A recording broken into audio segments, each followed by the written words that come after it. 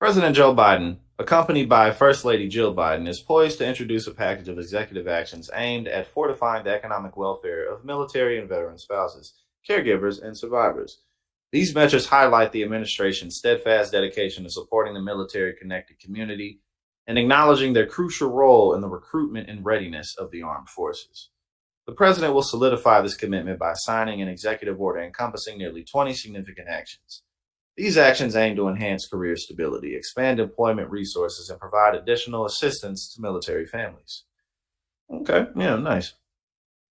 One of the things that pretty much everybody's aware of, especially those who are pretty in tune with politics, is that our veterans have an unacceptable amount or lack of access, rather, an unacceptable lack of access to services that they deserve. The momentous announcement is scheduled to take place at Fort Liberty, North Carolina, which is home to the largest population of military spouses among all military installations.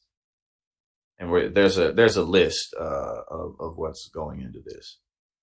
The holistic needs of military and veteran families, caregivers, and survivors are being addressed, given their undeniable importance to national security. Recent statistics indicate that nearly 20% of military families contemplate leaving active duty service, primarily due to spousal employment challenges.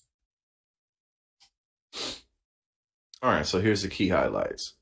Development of a government-wide strategic plan on hiring and retention. The Office of Personnel Management and the Office of Management and Budget will collaborate with the Secretaries of Defense, Labor, Veterans Affairs, and Homeland Security to devise strategies for eliminating barriers and improving hiring and retention practices for military and veteran spouses, caregivers, and survivors.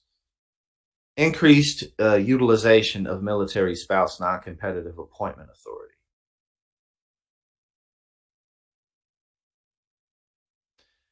Improved domestic employee teleworking overseas. Oh yeah, definitely.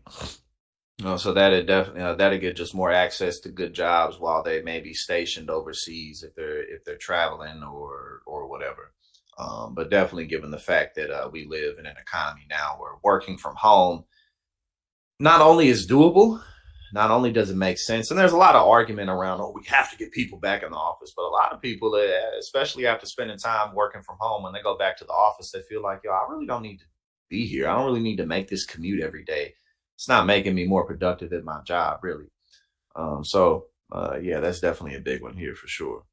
Enhanced access to childcare for military families. So that's definitely a no-brainer.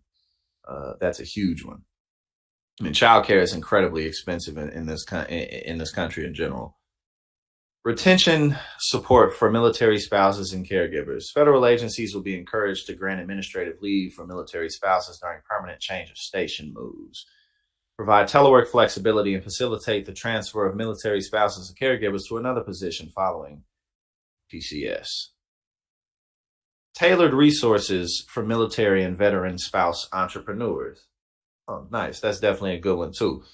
Anybody who runs any kind of business or operation of their own knows that you have to bear the brunt of the expenses. So that's definitely a huge barrier that people face, that business owners face. Data collection improvements.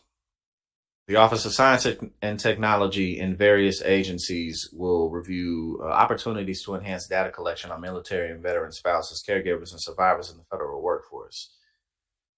Basically to just enable better decisions to be made and better support to be given. Training on employment of military and veteran spouses, caregivers, and survivors. All right, so that is definitely a decent move by the Biden administration there. And we just went over the list of assistance for military and veteran families that absolutely face a lot of barriers that they should not, given the service that they volunteer to the country, because we have a volunteer service. A volunteer military, rather. Okay, so